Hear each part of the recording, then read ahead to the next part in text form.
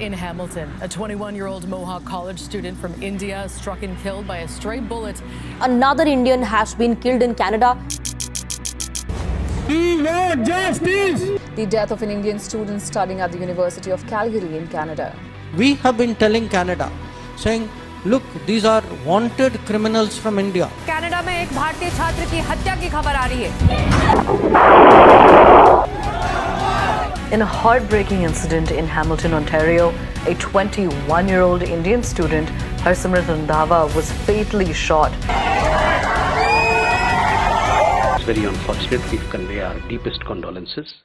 Every year, nearly 500,000 Indian families make the exact same gamble. They stand at the departure gates of airports watching their children disappear through security with a single unshakable belief that the life waiting for them in Canada is safer, richer and fairer than the one they are leaving behind. Yet, for Shivank Avasthi, a 20-year-old student at the University of Toronto in Scarborough, that belief ended in tragedy. He was shot dead near Highland Creek Trail in December 2025, a crime that stripped away the illusion of Canada's guaranteed safety. Just days before Shivank fell, a young woman named Himanshi Khurana was found dead in her home. Two teenage students named Gurdeep and Ranveer were shot to death in targeted attack.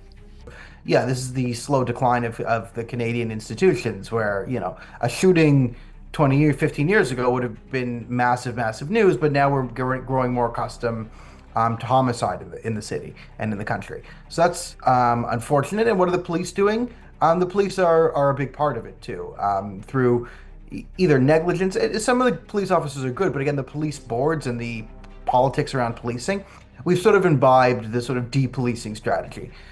These young people were not illegal immigrants trying to cross a border in the dark. They were students who entered the country legally to pursue a university degree. They followed every rule and paid every fee to build a better future, but instead, they found themselves in the middle of a nightmare. This sudden wave of violence against Indians in Canada is not just a coincidence but seems to be much more structured and organized. To understand why Indian students are landing in such situations, one must understand the context. For years, India is by far the largest source of international students in Canada. In 2023 alone, Canadian immigration data shows that the Indian students accounted for roughly 2.78 lakh study permits, making up almost 37 to 41% of all international students, more than any other country. And that makes Indian students essential to Canada's education economy, which generates over 10 billion Canadian dollars annually from international tuition fees. To families in India, a ticket to Canada is not just about getting a degree, it's about buying a future. And the real prize is work permit that comes after graduation. This little piece of paper allows students to earn Canadian dollars and eventually apply for a permanent residency, also known as PR. Now that is the deal. Study now, work later, and stay forever. This promise is so powerful that families in India are willing to sell land and take massive loans to pay the fees, believing that the high cost today will pay off the new life tomorrow. But here's the thing that Canada never feels obliged to tell. Canada invited hundreds of thousands of students to boost its economy, but it failed to prepare the cities that would host them. The government opened the doors wide without building enough homes to shelter the new arrivals. This massive shortage has caused rent prices to skyrocket to levels that are impossible for most Indian students to afford. In cities like Brampton, for instance, a standard one-room basement that used to be affordable is now listed for around 800 to 1500 Canadian dollars a month, while a proper one-bedroom apartment averages to about $2,100, and that's almost rupees 1.34 lakhs in rent per month. In Surrey, for example, a simple studio apartment often hits about $1,700, and that's about a 1.11 lakh per month for just rent, and that's 12 lakh rupees every year. These numbers are mathematically impossible for most Indian students who have taken education loans to fund their courses.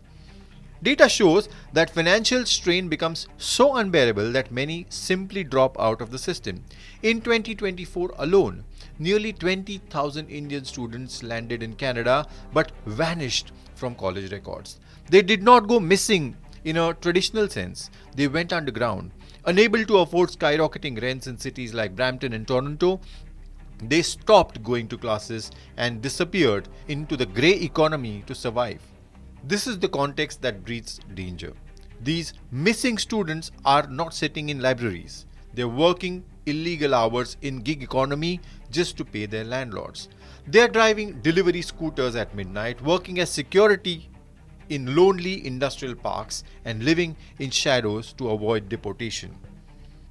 By moving into the margins to survive, they become invisible to the state but highly visible to the predators. This environment of rising costs and uncertain prospects intersects with layers of social conflict that have material consequences on the ground. Are things getting a little bit more uncomfortable socially in Canada, especially as it goes for immigrants, particularly Indians? Yes. There's a rising culture of, anti-Indian sentiment being pushed by a lot of different factors. Some of them you're familiar with in India, but I don't think safety is the big problem we're talking about. Although this is Canada and it is less safe than it was 20 years ago when it was an incredibly safe country.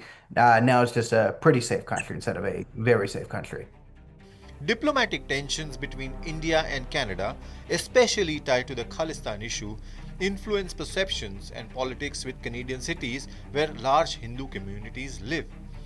Khalistan refers to an activist movement seeking a separate Sikh state outside India, a contentious political matter with deep roots in both countries. As that tension grows at the diplomatic level, it also begins surfacing in community disputes, protests, and frequent accusations traded between activist groups and Indian diaspora organizations. These disputes escalate at times to hostilities directed at Indian students and Indian institutions. Hindu institutions in particular, including threats and defacement of temples, according to multiple community accounts. Those actions are not isolated. They reflect how political conflict abroad can shape social tensions on streets where students live. But the threat has mutated beyond mere political disagreements into an organized criminal extortion. Canada's own media reports suggest that criminal nexus between radical Khalistani elements and Pakistan origin gangs operate within Canada. These groups have realized that Indian students are the ultimate soft targets. They're young, often isolated from their families, and culturally hesitate to approach the police. The gangs operate a sophisticated protection racket. Students working in trucking, construction, or even at local restaurants are approached and intimidated. They're told that to work in certain territories, a tax must be paid to the gang. If they refuse, they're beaten, their vehicles are vandalized, or their families back in India are threatened. Khalistan ideology is often used to disguise criminal acts, making gangsterism look like a cause. You're wondering what the police are doing. I mean, they're probably looking into it, but this is Canadian police, so I expect extreme incompetence. And if this was a mean comment online about, a government official that was not white, the person might be in jail for 50 years. But this is just a murder, so this is not that serious to the Toronto police. They will fumble it, and if they don't manage to fumble it and they find the person responsible, they will be put in jail for maybe a maximum of 3 years before being let out to rampage the streets again. So that's what the police is up to. Furthermore, this violence thrives because the social climate in Canada has permitted it. There is a sense among Indian diaspora that racial hate is being tolerated, if not tactically encouraged, by a political class afraid to offend specific voting blocs. Number of gangland people, number of people with organized crime links from Punjab have been made welcome in Canada. We have been telling Canada, saying, look, these are wanted criminals from India. You have given them visas. They have come, many of them in false documentation. And yet you allow them to live there. If you decide to import for political purposes people with very dubious, actually very negative background, there will be issues. They have, in some cases, created problems in their own country. When hate speech against Indians is broadcasted openly, when parades feature floats glorifying the assassination of Indian leaders, or when public spaces are plastered with Kill India posters, it sends a signal to the streets that Indians are vulnerable. Canada's failure to crack down this radicalization under the guise of freedom of expression has emboldened street-level thugs. They see that the police are hesitant to intervene in community matters and interpret this hesitation as a license to attack. Indian students report being spat on in public transit, called racial slurs, and walking to class, and physically assaulted in unprovoked attacks. The police response is often slow, bureaucratic, and dismissive, categorizing the hate crimes as simple disputes. This lack of state protection leaves the students feeling like second-class citizens vulnerable to anyone who wishes to do them harm. The convergence of these demands, declining student permits, high living costs, political hostility, and organized crime activity creates conditions where young migrants like Shivank are not just students on paper but individuals navigating fragile safety nets. In this context, violence, extortion, and predatory behavior are not random. They are symptomatic of a system that opens its doors wide without fully securing the corridors through which people move, especially in communities where enforcement, social support, and integration services are thin. The Canadian government depends on the cash that international students bring in, so they keep advertising the country as a safe place to study. Even though the Indian government issues warnings about gangs and hate crimes, Canada is pushing hard to invite as many new immigrants as possible. But the numbers show that people are starting to see the danger. By the end of 2025, student enrollments from India have become unstable, a sign that the Canadian dream is now seen as a dangerous gamble. For the grieving families of Shivank, Himanshi, and the Singhs, the lesson is already learned. They find out that Canada can be a deadly trap. You pay a fortune to get in, but you might pay with your life in the end.